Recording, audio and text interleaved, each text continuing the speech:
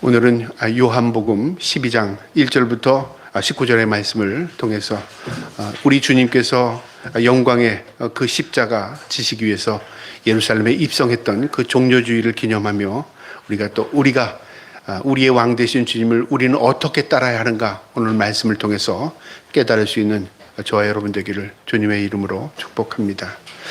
마침 종료주일에 종료주일 본문을 딱 맞아서 이렇게 읽고 또 말씀을 전하게 되었습니다. 하나님의 섭리 같기도 하고요. 또 이 말씀의 의미는 우리 주님께서 묵묵히 십자가를 향해 걸어가는데 제자들도 누구도 모른다는 겁니다. 오직 예수님만이 예정된 길을 걸어가고 계십니다. 이 12장부터의 내용은요, 예수님이 십자가 지시기까지 일주일 동안, 한 주간 동안의 공생의 기간을 기록하고 있습니다. 성경 부분에 가장 많은 부분을 차지하는 것이 바로 종료주일부터 시작해서 십자가 지실 때까지 그 기간을 성경은 가장 많은 분량으로 할애하고 있습니다. 왜냐하면 주님께서 이 땅에 오신 목적이 십자가입니다. 십자가 지시기 위해서 이 땅에 오셨고요, 그 십자가를 통해서 우리를 구원하셨고, 그 십자가를 통해서 악한 영들을 물리치셨습니다. 그리고 부활 승천하심을 통해서 우리에게 영원한 새하늘과 새 땅을 약속하신 것입니다. 그래서 기독교의 핵심이 이 부분에 다 들어가 있습니다. 오늘 주님께서 이 종료주일, 예루살렘에 입성하시는 날을 기념하는 종료주일인데요, 우리 주님께서 오늘 이 본문을 보면 12절부터는 예수님께서 유월절을 맞이하기 위해서 예루살렘에 입성하십니다. 유월절은 어떤 날이냐면 우리의 모든 죄를 대속해서 양이 피로 우리의 죄를 사하는 상징적인 의미도 있고요. 이스라엘 백성들이 출애굽할 때에 양을 잡아서 그 피를 문설주에 바름을 통해서 죽음의 사자가 넘어갔습니다. 그러니까 우리의 구원의 의미도 있습니다. 그래서 이스라엘 백성들에게는 절기 가운데 유월절, 칠칠절, 초막절, 그 가운데 유월절은 구원을 의미하는 날입니다. 그 유월절을 맞이하기 위해서 이스라엘 백성들이 모두 예루살렘 성에 들어와서 하나님 앞에 제사를 드리는 날입니다. 이거는 율법의 명령이었고, 이스라엘 백성들은 하나님을 믿는다면 다 하나님을 찾아 예배하는 날입니다. 우리 주님도 그 날을 기억하시고 들어가셨는데요, 이것은 다른 사람들이 생각하기에 제사 드리는 날이라고만 생각할지 모르지만 예수님께서는 자신이 직접 제물이 되기 위해서 들어가시는 겁니다. 그러니까 상징적인 의미만이 아니라 실질적으로 자신이 어린 양이 되셔서 제물이 되는 날을 맞이하기 위해서 묵묵히 걸어가는 겁니다. 이 유월절을 주님께서 제물이 되시는 뿐만 아니라 한 여인이었던 마리아가 예수님의 죽음을 예비하는 사건이 오늘 읽지 않았지만 1절부터 있습니다.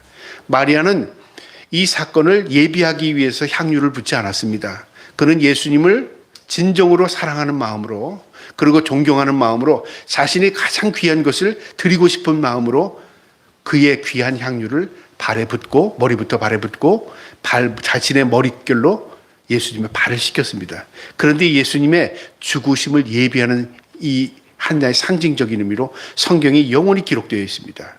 오늘 이 사건을 통해서요, 우리는 어떻게 하나님을 섬겨야 하는가 말씀을 통해서 깨달을 수 있기를 바랍니다. 그러면 12장 1절부터 보겠는데요, 유월절 엿새 전에, 그러니까 유월절을 맞이하기 위해서 예수님께서 한 주 전에 예루살렘에 들어간 날입니다. 그날이 금요일이었습니다. 예수께서 베다니에 이르시니 이곳은 예수께서 죽은 자 가운데 살리신 나사로가 있는 곳이라. 나사로를 살렸던 그 장소가 이 베다니인데요, 베다니는 예루살렘 성에서 가까운 거리에 있습니다. 그러니까 예루살렘에 들어가기 좋은 거리에 있을 뿐만 아니라 이 나사로와 굉장히 친분 관계가 있었습니다. 친구식으로, 그리고 한 가족 같은 마음으로 늘 그 가족을 대했습니다. 이 나사로를 살리신 그 집에 예수님께서 들어가신 겁니다. 2절에요. 거기서 예수를 위하여 잔치하세. 예수님께서 나사로를 살리셨고, 나사로의 그 부활을 모든 사람이 목격했고, 그리고 예수님이 다시 유월절에 오셔서 이제 예수님을 극진히 대접하고 싶은 마음에 잔치를 벌린 겁니다. 예수님을 위해서 많은 사람들을 초청한 겁니다. 그 자리가 지금 잔치가 벌어진 거죠. 마르다는 일을 하고 이제 음식을 준비하고 있었고요, 나사로는 예수와 함께 앉은 자 중에 있더라. 대화를 나누고 있었고, 마리아가 지극히 비싼 향유 곧 순전한 나드 한 건을 가져다가 예수의 발에 붓고 자기 머리털로 그의 발을 닦으니 향유 냄새가 집에 가득하더라.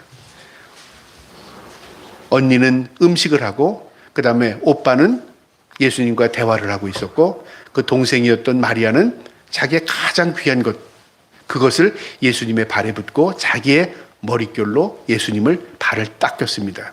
이게 어떤 것을 상징하냐면요. 먼저 이 나드 한근이라는 게 어떤 의미냐면 여기 성경에 보면 가장 비싼 향유라고 말합니다. 비싸다는 게 중요한 게 아니라요. 이것은 여인에게 있어서 일생 동안 가장 귀한 것을 조금씩 사서 모으는 겁니다. 이게 결혼할 때 가져가는 것도 있지만요. 여인에게 있어서 가장 중요한 역할을 합니다.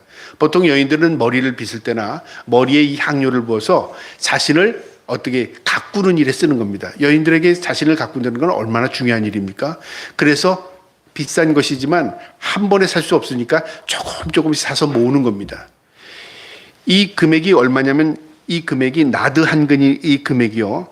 가룟 유다는 300데나리오라고까지 그 물건을 보고 이야기합니다. 그러니까 한 데나리오는 한 사람의 하루의 노동자의 품삯입니다. 그러니까 300데나리온이라면 1년치 품삯이죠. 오늘날 말하면 우리 일생에 1년치 연봉 정도 되는 그런 금액입니다. 그 비싼 것을 예수님의 한 번에 부어버립니다. 그리고 자신의 머릿결로 발을 닦았습니다. 여인에게 있어서는 머리는요, 어떤 역할을 하냐면 치장하는 역할을 합니다. 자신을 드러낼 때 여인들은 머리에다가 치장도 하고 또 꽃도 달기도 하고 그래서 아름다움을 꾸미는 역할을 하는 게 머리지 않습니까? 그 머리를 뭘로 썼다는 거죠? 사람들에게 있어서 발은 가장 하찮은 것으로 봅니다. 그 당시에만 해도요. 샌들에 먼지가 묻고 밖에서 모래바람이 부는 그 먼지를 가다 보면 남의 집에 들어갈 때는 항상 그 집에 발을 씻고 들어가야 됐습니다. 그래서 집 밖에는 항아리가 있었고 거기서 물을 떠서 발을 씻고 들어갔습니다. 그런데 향유를 부었다는 건 물 대신에 향유를 부었고 걸레 대신에 수건 대신에 자신의 머리로 닦였습니다. 이거는 최고의 존경입니다.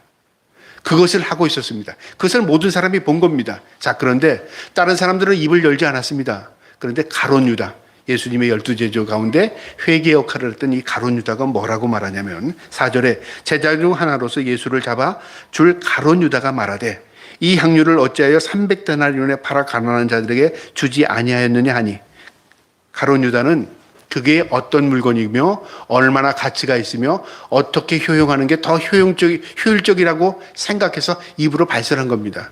자, 그런데 문제가 뭐냐면 가룟 유다는 그 뒤에 보면 도둑이랍니다. 도둑. 그러니까 가난한 자를 위해서 가난한 자를 생각해서 한 얘기가 아니라 그 말이죠. 너무 아깝다 그 말입니다. 우리도 때로는 그런 생각할 수가 있죠. 야, 그렇게 하지 말고 효율적으로 뭔가를 좀 사용하고 그거보다 더 가치 있는 데 사용하면 좋잖아. 그게 논리적으로 맞을 때가 있어요. 그런데 중요한 사건은요, 예수님의 죽으심을 준비하는 사건입니다. 아무도 모릅니다. 심지어는 예수님 앞에 그 향유를 본 마리아도 예수님이 죽음을 준비해야 하는 과정으로서 자기가 쓰임받을지는 몰랐습니다. 그저 사랑하는 마음에, 존경하는 마음에 헌신한 겁니다. 그런데 이것이 성경에 기록이 되고 영원히 기록되는 그의 헌신으로 남게 된 겁니다.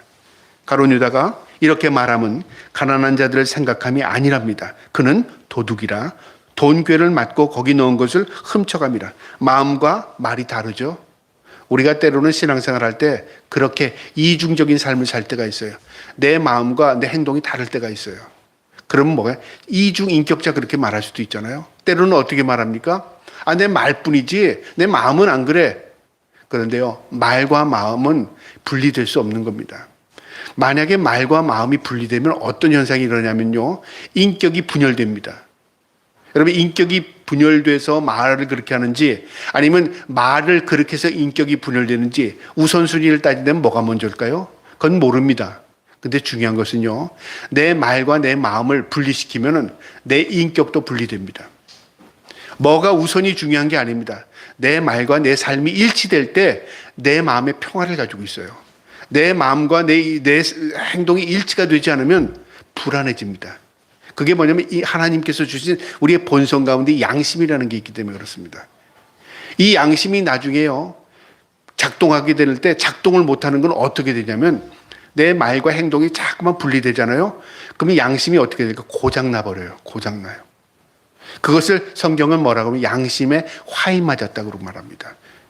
고장나버린 거예요. 누가 고장나게 했죠? 내가 고장난 겁니다. 왜 그 고장나게 했죠? 내가 양심이 무뎌진 겁니다. 그러니까 말과 행동이 달라지면 그런 현상이 일어난 겁니다. 가룟 유다가 그것을 깨달았을 때는 돌이킬 수 없었습니다. 가룟 유다는 이때는 돈이 아깝다고 생각했고 가난한 자를 생각하는 것 같이 말했고 그리고 저걸 팔아주면 더 많은 사람을 도울 텐데 그렇게 말했는데 자신은 어떻게 했습니까? 예수님을 은 30냥에 팔아 넘겼습니다. 그의 스승, 그가 따라야 할 그 스승을 돈 받고 팔아 넘겼어요. 근데 이미 그때는 늦은 겁니다.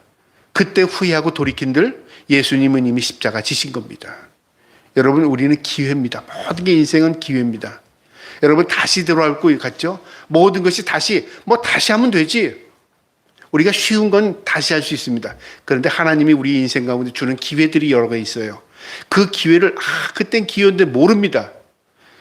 그러니까 히랍 신화에 그리스 신화에 기회의 신이라는 신이 있잖아요. 그 기회의 신은 한 번 지나가면 아이고 그거 잡을 텐데 못 잡는답니다. 그 모양 자체가 못 잡게 돼 있어요. 앞머리는 길어요. 뒷머리는 대머리예요. 지나갈 때 앞머리를 잡으면 잡을 수 있는데 싹 지나가는데 저게 기회구나 하고 잡으려고 하니까 내 손이 닿아도 잡을 게 없어요. 놓친 겁니다. 그럼 어떻게 우리가 기회를 잡아요? 우리가 기회를 잡으려고 생각하지 말고요. 항상 하나님의 뜻 가운데 살면 모든 것이 기회입니다. 예수님의 제자들은 늘 예수님과 함께 있을 때 그게 기회였죠. 예수님의 말씀을 들을 수 있는 기회가 있었어요. 모든 게 하나님이신 예수님과 함께 있을 때는 그 기회를 몰랐어요. 그런데 예수님이 부활 승천한 이후에 그들은 깨달았습니다. 그 깨달은 11 제자들은 예수님을 그때부터 따릅니다. 어떻게 따랐어요? 예수님처럼 십자가 지기를 원하고 따랐어요. 그런데 예수님을 팔았던 제자는 돌이킬 수 없었어요. 그래서 자신이 스스로 자살하고 목숨을 끊습니다.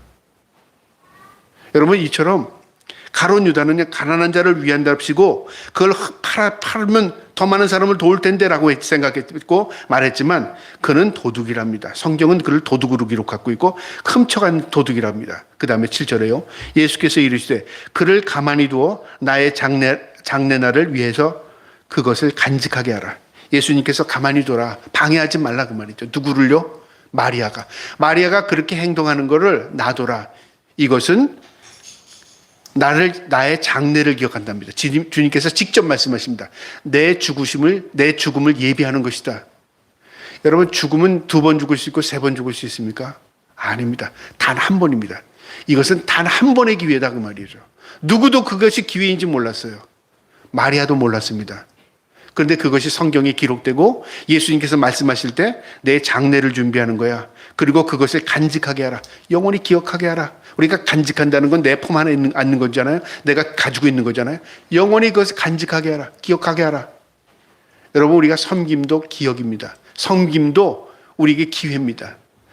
전 목사로서 살아가면서 생각해 보니까 이 말씀을 전하니까 늘 기회가 있다고 생각했고 늘 말씀을 전할 수 있는 기회가 늘 있다고 생각했어요. 그냥 그 말은 그렇게 안 하지만 그런데요, 나이가 들어갈수록 달라지는 걸 느낍니다. 은퇴하는 목사님들이 그렇게 만나면 이 목사 말씀 전할 때 힘있게 전해, 말씀 전할 때 복음 전해, 그렇게 이야기하고 권면도 해요.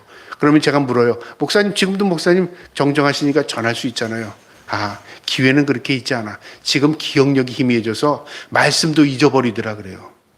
여러분, 성경은 목사니까 평생 성경 가지고 말씀 전했으니까 말씀이 늘 있는 것 같잖아요.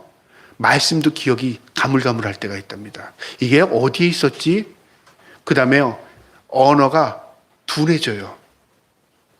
나이가 들면요, 말소리도 처지고 말도 둔해지고 그 다음에 기억력도 희미해지고, 그러니까 기회가 이제 지나가는 겁니다.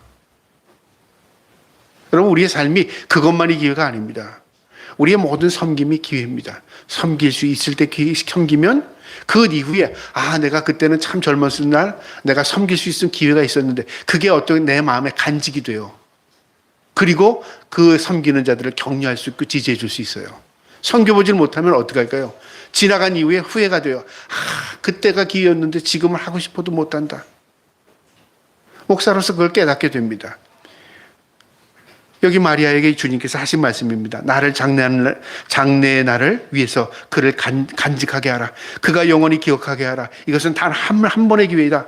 8절에 가난한 자들은 항상 너희와 함께 있거니와 나는 항상 있지 아니하리라 하시니라. 가난한 자는 항상 있다. 그러니까 가난한 자는 언제든지 도울 수 있다. 그 말인데요. 이게 무슨 말이냐면 가난한 자에 주지 말고 나를 섬겨라. 그 말이 아닙니다. 우리 일생에 있어서요. 아무리 우리가 복지를 잘하고 아무리 나누고 서로 평준하고 살다고 해도 가난한 자가 없던 시대는 없었습니다. 이 빈부의 격차를 없애면은요. 사람의 의식 가운데 빈부의 격차를 없애야지 그러고 공사나 만들어서 모두 일률적으로 다 n분의 1 하면은 모두가 할 것 같죠? 그런데 인간은요. 본성 가운데 n분의 1이 되지 않습니다. 그게 본성입니다. 내가 90% 갖고 10분의 1 가지고 나머지 90을 노누면 그때야 좀 만족이 갈까요? 아마 그것도 아닐 것 같아요. 그것도 움켜쥐으려고 하는 게 인간일 겁니다. 인간은 말은 평등을 말하지만요. 인간의 본성에는 평등이 없어요. 그래서 우리나라 속담에 사촌이 땅을 사면 배 아프다는 말이 뭘까요? 나보다 잘 되면 배가 아픈 게 뭐냐? 인간의 본성이에요. 나쁘다 좋다의 의미가 아닙니다. 인간이 그런 존재라 그 말입니다. 가난한 자는 항상 너희와 있다. 네가 언제든지 마음만 먹으면 선하게 구제할 수 있고 선한 행동을 할 수 있고 섬길 수 있는 일들은 많아. 그러나 마리아가 이렇게 나에게 한 것은 내 죽음을 준비하는 것이고 단 한 번의 기회야. 그 이야기입니다. 그걸 언제 알았을까요? 예수님이 승천한 이후에 아는 겁니다. 항상 있지 아니하리라 하시니라. 그러니까 주님께서 이 마리아를 격려해 준 겁니다. 9절에요. 유대인이 큰 무리가 예수께서 여기 계신 줄 알고니 이는 예수만 보기 위함이 아니요 죽은 자 가운데서 살아난 나사로도 보려 함이라. 많은 사람들이 예수님께서 오셨다는 이야기를 듣고 베다니로 다 몰려온 겁니다. 잔치에 참여하는 게 아니라 예수님 오셨대. 예수님 오셨대. 소문이 막 퍼지니까 예수님께 사람들이 많이 몰려든 겁니다. 자, 그런데 반응이 달라요. 어떤 사람들은 예수님을 보기 위해서, 어떤 사람 예수님 앞에 가서 뭔가를 듣기 위해서, 병치료하기 위해서, 목적은 다를지 모르지만 예수님께 다 몰려드는 겁니다. 근데 이거에 못마땅한 사람들이 있어요. 누구냐면 제사장과 바리새인들입니다. 10절에요. 대제사장들이 나사로까지 죽이려고 모이하니. 야, 도저히 두면 안 되겠구나. 나사로가 살아있는 이상 예수님을 추종할 것이고 나사로가 결국 우리의 모든 권위를 다 실추시킬 것 같아. 그러니까 차라리 증거를 없애버리자.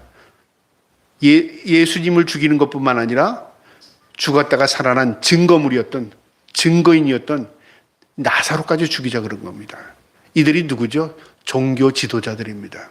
종교 지도자가 누구를 믿는 사람들이죠? 하나님을 믿는 사람들이었습니다.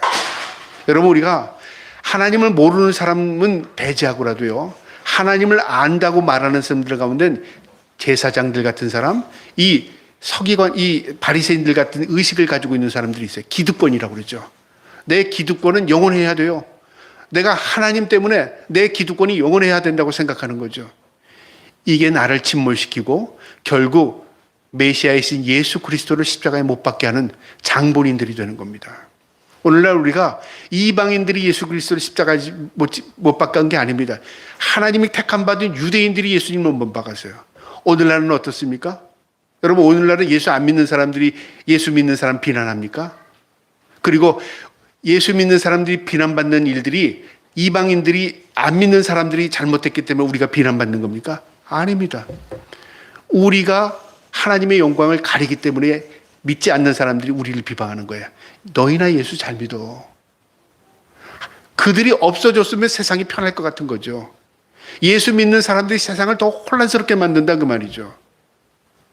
여러분, 우리가 자각해야 됩니다.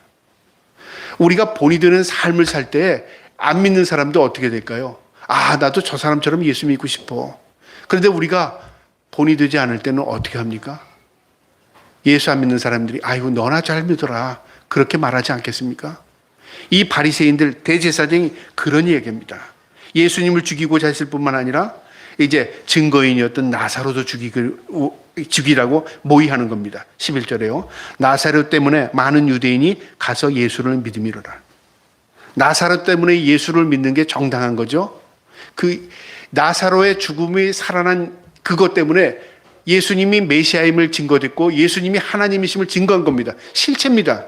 그런데 대제사장은 예수님도 죽이고 나사로도 죽이고 모든 것들을 인멸하려고 한 거예요. 왜요? 유대인들이 예수님을 따른다 그 말이죠. 나를 따라야 되고 내 권위가 높아져야 되고 내가 하나님 후광에 있고 내가 잘 돼야 되는데 결국 예수님이 드러나니까 예수님을 없애야 하려고 한 겁니다. 여러분 오늘 이단 종교들을 보면요. 하나님 얘기하고 예수님 얘기하죠. 그런데 그 자리에 누가 올라갑니까? 자신이 올라가면 다 이단입니다. 이단 분별법은 교리가 어떻고 뭐가 행동이 어떻고 그 사람들이 집단이 어떻게 행동하고 여러 가지를 분석할 수 있지만요. 가장 중요한 핵심이 있습니다. 뭐가 핵심이죠? 하나님의 자리에 자기가 올라가면 목사가 그 자리에 올라가면 이단입니다. 거기 있는 지도자가 예수님의 자리에 올라가면 이단입니다. 그거는. 그러면 종교 지도자들 가운데 영광을 자신이 받는 자는 이단이죠. 그것뿐이겠습니까? 우리가 종교 지도자가 아닐지라도요. 예수를 믿는다고 말하면서 영광은 다 자기가 취해요. 그거 이단입니다. 이단은 집단만이 이단이 아니라 이단적인 사상을 가지고 있다는 건 내 행동을 통해서 나타나는 거예요. 나만 잘 되면 되는 거예요. 그 이단입니다. 이처럼 예수님 당시에도 종교 지도자들이 다 그런 사상을 가지고 있어요. 대제사장 바리새인들이 예수님을 죽이려고 하니까 예수님이 메시아임이 드러나는 것마다 다 없애버리려고 한 거예요. 12절에요. 그 이튿날에 이제 예수님이 마리아의 그 향유 부음을 받고 잔치에 참여하시고 그들과 교제한 이후에 그 다음날, 그러니까 이때는 언제겠죠? 이제는 금요일 날 베다니에 가셔서 입성하셨고 이때가 주일날입니다. 12절에요. 그 이튿날의 명절에 온 큰 무리가 예수께서 예루살렘으로 오신다는 것을 듣고 이제 예수님께서 예루살렘에 오신다는 소리를 소문이 퍼졌겠죠. 많은 사람들이 그 소식을 듣고 예수님을 맞이하기 위해서 나아가는 겁니다. 13절에요. 종려나무 가지를 가지고 맞으러 나가 외치되 호산나 찬송하리로다 주의 이름으로 오시는 이 곧 이스라엘의 왕이시여 하더라. 모든 사람들이 종려나무 가지를 꺾었다는 것은 왕을 지금 맞이하는 겁니다. 이게 그 당시에 왕을 맞이하기 위해서 종려나무를 꺾었어요. 종려나무 잎이 넓거든요. 그것을 카페트식으로 깔아주는 겁니다. 흔들고 환영의 표시로 흔들고 그 발 앞에 다 깔아주는 겁니다. 왕이요 이걸 뜯어밟고 가시옵소서 하는 마음이죠. 그러니까 왕으로서 행차인데 예수님은 말을 타는 게 정당하죠. 그런데 나귀를 타셨어요. 이것이 예언의 성취입니다. 이 예언은 어디에 있냐면 스가랴서 9장 9절에 있어요. 하나님께서 스가랴에게 이스라엘 백성이 회복하는 것을 보여주면서 직접 하신 말씀이 스가랴 9장 9절에 있습니다. 제가 한번 읽어볼게요. 스가랴 선지자에게 주신 말씀인데 9장 9절에 시온에 따라 크게 기뻐할지어다 예루살렘에 따라 즐거이 부를지어다. 시온에 따라 예루살렘에 따라 이거는 이스라엘 택함 받은 백성. 왜 시온의 딸이라는 이름을 썼을까요? 딸은 순결을 의미합니다. 하나님 앞에 택한 순결한 백성아 그 말입니다. 순결한 백성아 그 다음 즐거이 부를지어다. 보라 내 왕이 내게 임하시나니 그는 공의로우시며 구원을 베푸시며 겸손하셔서 나귀를 타시나니 나귀의 작은 것 곧 나귀 새끼니라. 평화의 왕으로 오신 주님께서 나귀를 타신 것은 무엇 때문에 타셨어요?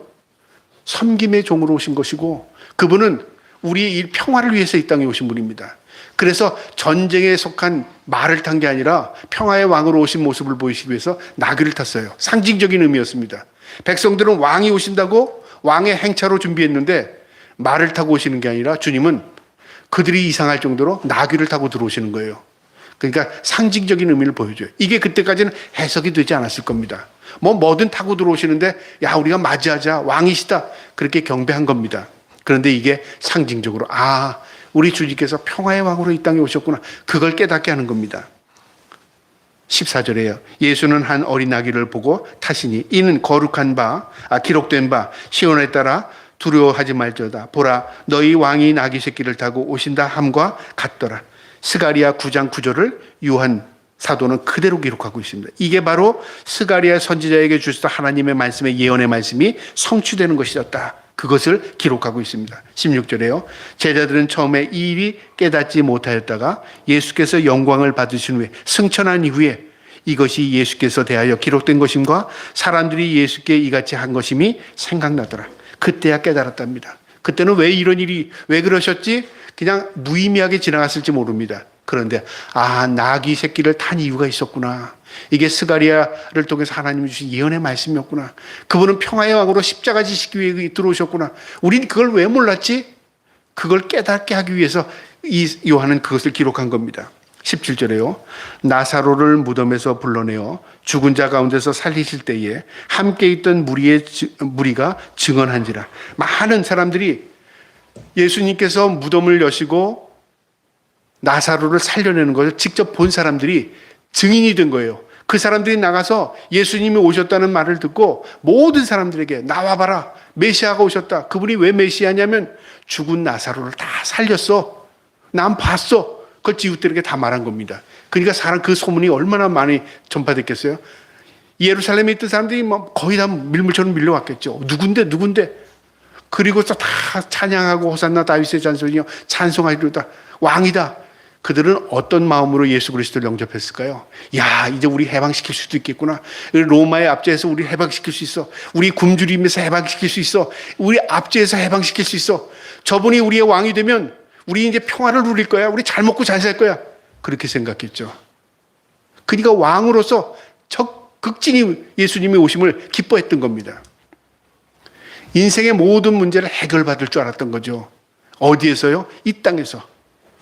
압제에서도 해방시켜주고 굶주림에서도 해방시켜주시고 우리의 모든 병에서도 우리의 노임을 받게 하셔서 해방시켜주시고 그분이 왕이 되면 우리 모든 것들이 다 달라질 거야. 그런 희망을 가진 겁니다. 사람들이요. 근데 주님은 그곳에 십자가를 지시고 들어오신 것입니다. 18절에요. 이에 무리가 예수를 맞으면 이 표적 행하심을 들었습니다. 어떤 표적이었죠? 나사로를 살린 표적을 들어서 모든 사람들이 왕으로 맞이한 거다 그 말입니다. 19절에 바리새인들이 서로 말하되 볼지어다 너희 하는 일이 쓸데없다 보라 온 세상이 그를 따르는도다. 바리새인들이 뭐라고 말하냐면 자기들끼리 제사장에게 우리가 하는 그 방에 쓸데없어. 이제는 끝났어. 모든 사람들이 다 메시아를 다 따르고 이 메시아라고 예수를 다 따르고 있고 우리는 죽이려고 하는데 기회 놓친 것 같아. 그렇게 생각한 겁니다. 낮에는 그를 붙들 수가 없어. 그래서 어떻게 합니까? 그의 제자였던 가룟 유다를 매수합니다. 돈으로요. 그래서 밤에 예수를 체포하는 겁니다. 낮에는 안 되겠어. 모든 사람들이 예수를 따라. 이제 우리 기회 놓친 거 아니야? 이게 세상이라 그 말이죠. 여러분 이상하지 않아요? 메시아임을 본 사람들은 많은 사람들인데 어떤 분류는 예수님을 믿고 따르는 사람이 있고요.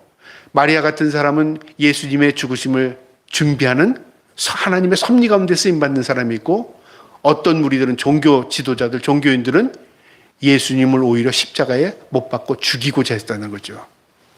여러분 이게 이방인들의 얘기 아닙니다. 이스라엘 백성, 이스라엘 민족들이 하는 얘기입니다. 여러분 오늘 이 말씀에서 우리에게 주는 교훈이 있습니다. 진정한 왕을 맞이하는 우리의 자세, 우리는 어떤 마음으로 예수님을 맞이해야 됩니까? 우리는 마리아처럼 우리의 모든 것 귀한 것을 예수님께 드리고자 하는 마음으로 우리의 삶을 드릴 수 있기를 주님의 이름으로 축복합니다. 여러분 우리가 드린다고 해서 향유를 준비하고 드린다고 해서 돈을 모아서 주님께 드린다고 주님이 너 잘했구나 그거 받으십니까? 아닙니다. 우리가 하나님 앞에 드리는 열매가 있는데요. 이 열매를 우리가 잘못 의식하고 있어요. 열매는 나의 삶입니다. 삶. 주님이 받으시는 게 우리가 노력해서 얻은 어떤 결과물을 받는 게 아닙니다. 우리가 결과물을 드린다면요. 하나님과 우리는 동등한 입장입니다. 내가 어떤 그 결과물을 통해서 주님 내가 얼마나 드렸잖아요. 내 노력의 일부분을 주님 드렸잖아요. 그거 받으셨잖아요. 라고 착각하지 마세요. 주인이 하나님이십니다. 나의 인생의 모든 것이 하나님이십니다. 하나님이 주셔서 내가 누리고 사는 겁니다. 그걸 착각하면 내가 하나님을 드렸다고 착각하는 겁니다. 하나님이 우리에게 받으시기 원하시는 것은 내 삶을 받으시기 원하는 거예요. 삶. 그게 삶이에요. 내 전체를 받기 원한다 그 말이죠. 마리아가 향유는 그에 있어서의 전체라고 표현할 수 있습니다. 하나님이 우리에게 받으시는 건 뭐예요? 나를 통한 열매를 받기 원하셔요. 그 열매가 뭐냐면 나의 삶입니다. 저와 여러분이 하나님이 기뻐하는 우리의 거룩한 삶을 드릴 수 있기를 주님의 이름으로 축복합니다. 가룟 유다는요, 낭비라고 그리고 비난했습니다. 그런데 그는 위선자였습니다. 가난한 자를 위한 게 아니라 머리가 계산적으로 돌아간 겁니다. 예수를 믿을 때 머리로 믿으면 이런 결과를 갖기 쉽습니다. 내가 이렇게 하면 하나님께서 나에게 이렇게 해주실 거야. 내가 이렇게 많이 기도했는데 왜 하나님은 안 기도해 주시지? 그러니까 사람들이 기도의 분량이 더 많이 차면 응답해 주시겠다. 양으로 생각한다는 거예요, 양으로. 여러분, 말씀의 의미를 제대로 깨닫지 못하면요, 기도의 분량이 찬다니까 기도의 양을 계속 채워서 어느 정도 몇 시간, 내가 한 100시간은 채워야 기도가 응답되겠구나. 그렇게 생각하는 게 아닙니다. 우리가 성경 말씀을 잘 못 이해하면 항상 그렇게 양으로, 물량으로 하나님을 공세하려고, 물량 공세를 하려고 그래요. 내가 기도 많이 해서 응답해주고, 기도 적게 했으니까 응답이 안 되고, 내가 섬기기 많이 섬겨서 하나님 받으셨고, 내가 덜 섬겨서 하나님 안 받으시고. 그러면 하나님이라는 존재는요, 어떻게 내가 예측이 가능해요. 예측이 가능하죠. 하나님이 예측 그렇게 받으시지 않아요. 뭘 받으시죠? 마음을 받으셔요. 그 마음이 뭔데요? 나를 받으신다니까요. 나의 어떤 거예요? 삶을 받으셔요. 거룩한 삶을. 하나님 앞에 그 거룩한 삶을 드리기 바랍니다. 가룟 유다는 그걸 놓친 거예요. 허비라고 낭비라고 생각했어요. 머리를 돌렸어요. 계산했어요. 그런데 그게 하나님과는 관계가 없는 것이었어요. 우리의 삶에도 때로는요, 하나님 앞에 무엇을 드릴까 준비하면서 사는데 가장 하나님이 기뻐하는 게 뭘까요? 하나님이 기뻐하는 거. 그런 생각해 봤어요? 우리가 질문을 던지는 게 신앙이 우리의 성장하는 과정입니다. 하나님 뭘 기뻐하실까? 하나님이 뭘 가장 기뻐하시는지 제가 가르쳐 드릴게요. 예배를 기뻐하십니다. 예배가 별거 아닌 것 같죠? 예배를 얼마나 기뻐하시는 줄 알아요? 예배는요, 성부, 성자, 성령님이 계셔요. 우리가 드리는 예배 하나님이 받으시잖아요. 우리가 기도하는 거 누구의 이름으로 기도합니까? 예수 그리스도의 이름으로 기도해요. 우리의 중보자가 되시는 분이 예수 그리스도 예배 가운데 가셔요. 그 다음에 성령님이 또 함께 하신다니까요. 우리의 귀를 열어주시고 마음을 열어주셔요. 그리고 우리가 드리는 우리가 기도 누가 받으셔요? 하나님 받으시죠? 우리가 드리는 예물 누가 받으시죠? 하나님 받으시죠? 그리고 말씀을 통해서 임재하시죠? 내려오시죠? 교통이 일어나요. 예배는 하나님과 교류를 이루는 겁니다. 그래서 예배를 보자고 하지 않고 예배를 드리자고 말하는 겁니다. 예배를 보러 가는 게 관람하는 게 아닙니다. 예배는 내가 제물이 되어서 거기서 드리는 겁니다. 하나님이 예배 기뻐하셔요. 저와 여러분이 하나님 앞에 예배를 드리기 바랍니다. 그 다음에 또 기뻐하는 게 뭐죠? 말씀드렸지, 삶을 받으시고 그래. 거룩한 삶입니다. 세상에, 죄악된 세상에서 우리가 구별된 삶을 살아가는 것, 하나님이 그거 기뻐하시는 겁니다. 그게 제물입니다. 저와 여러분이 하나님 앞에 거룩한 삶을 드리고 예배하는 삶을 드려 하나님의 영광이 되기를 주님의 이름으로 축복합니다. 그 다음에요, 하나님 앞에 우리가 무엇을 고백하며 살아요? 사랑을 고백하며 사는 겁니다. 사랑은 입에 있지 않아요. 사랑은 무엇으로 고백하는 걸까요? 사랑은 마음으로 고백하는 겁니다. 마음. 내 마음이 오고 가는 거예요. 저 사람이 사랑한다고 해도 거부감이 오는 사람이 있고요. 사랑한다는 말을 안 해도 내 마음에 스며드는 사람이 있어요. 사랑은 마음으로 오고 가는 겁니다. 우리 주님 앞에 마음을 드릴 때 주님이 알아. 이미 마리아가 드리는 향유 드리면서 주님, 내가 주님 사랑하는지 존경하는지 주님 높이는지 아셔요? 그런 말 안 했습니다. 그냥 붓고 머릿결로 닦아드렸어요. 아마 그의 눈에는 눈물이 고여있을 것 같아요. 우리 주님은 그의 헌신 앞에 어떤 마음이 들었을까요? 우리 주님도 감동이 오지 않았겠습니까? 그게 사랑입니다. 사랑은 말이 필요 없어요, 사실은. 사랑은 그 당사자가 압니다. 저와 여러분이 하나님 앞에 그런 사랑을 드리기를 축복합니다. 그 다음에 마리아의 겸손한 헌신입니다. 마리아가 내가 이거 얼마짜리인데요? 주님, 내가 이거 얼마짜리고 내가 얼마나 모아서 어떻게 해서 드렸습니다. 그런 거 없습니다. 옆에서 보면 가룟 유다가 계산하니까 300데나리오라고 얘기한 겁니다. 더 될지 덜 될지 누구도 모릅니다. 산 사람만 알겠죠. 마리아는 아무 말 없이 주님의 발에 부었습니다. 이거 가치의 기준이 달라요. 이게 300데나리고 이게 1년치 내 월급 같은 돈일지라도 주님하고 비교하면 주님 앞에 그냥 붓는 물보다 못한 것이라는 생각이 든 거죠. 가치 비교가 달라진 겁니다. 여러분 어디에 가치를 두고 삽니까? 예수 그리스도에게 가치를 두고 살기를 축복합니다. 그 가치가 하나님께 영광이 되고 우리의 삶에 빛이 나는 하나님의 영광이 우리에게 후광이 되어줍니다. 오늘 우리에게 그래서 이 마리아의 헌신은요, 사랑의 표현일 뿐만 아니라 하나님이 무엇을 기뻐하는가를 우리에게 교훈해 주는 말씀입니다.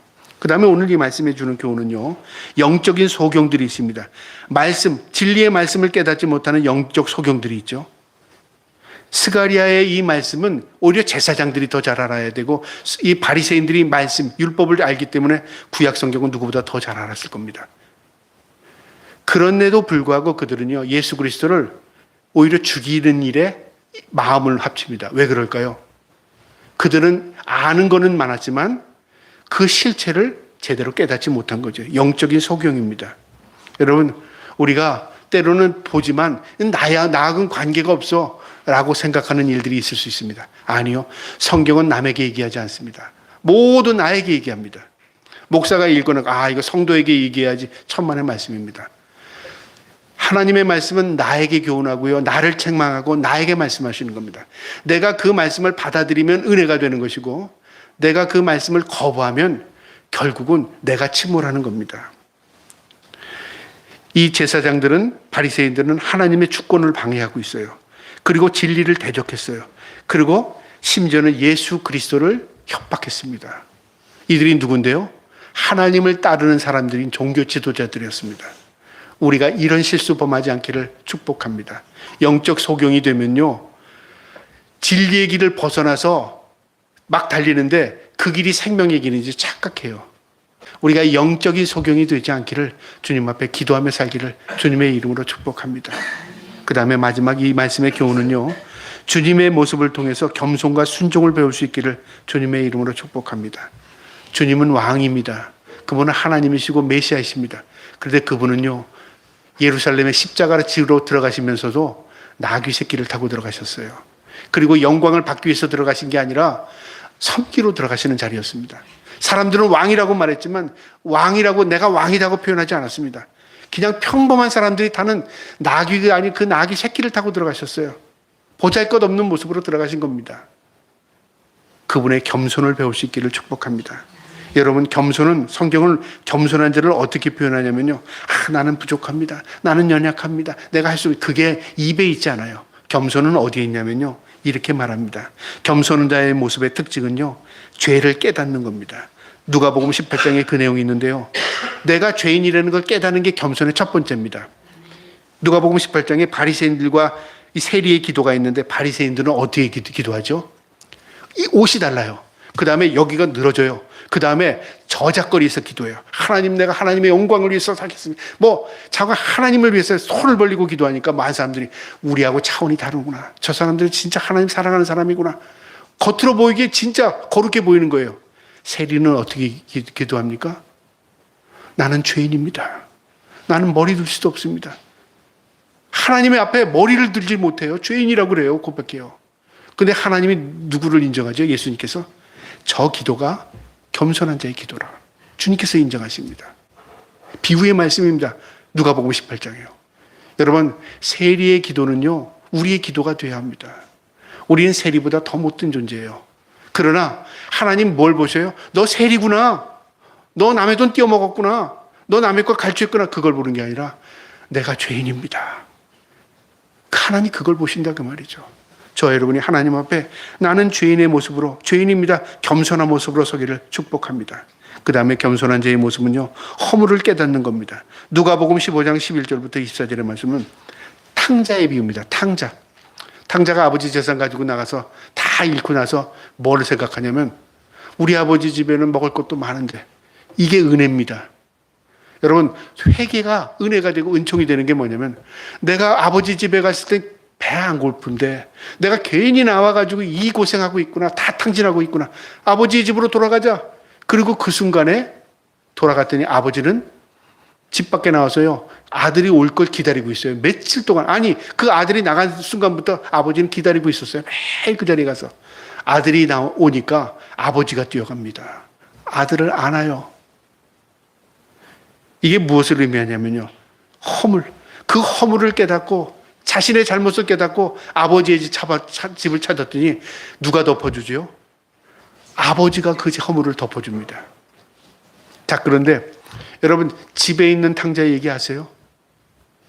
탕자가 둘이 있습니다. 제가 아내한테 그 얘기했더니 탕자 둘인지 알아요? 여보? 그랬더니 탕자는 돌아온 탕자가 있잖아요. 집에 있는 탕자 얘기 알아요? 집에 무슨 탕자가 있어서 그러더라고요. 제가 집에 탕자를 얘기해 줍니다. 큰아들이 집에 있는 탕자입니다. 큰아들이 그걸 보고 작은 아들에게 재산 다 탕진하고 돌아온 아들을 안아주고 옷 입혀주고 잔치 베풀어주고 그러거든요. 큰아들이 보니까 마음이 도저히 괴로워서 못 있는 거야. 아버지, 난 집 한 번 나가지 않았어요. 아버지, 나는 일 시키는 거 다 했어요. 아버지, 나에 위해서 잔치 한 번 해줬어요. 아버지, 나에게 무슨 구별되게 뭐 해준 게 있어요? 왜 동생한테는 저렇게 해주고 나는 이렇게 했는데 아버지 그래요? 내 모든 것이 너의 것이 아니냐.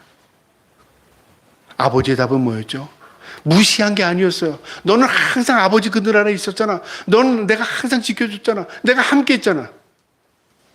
우리가 돌아온 탕자 아니라 우리가 집안에 있는 창자일 수도 있어요. 나는 예수 잘 믿었어요, 하나님. 내가 하나님의 영광을 위해서 살았잖아요.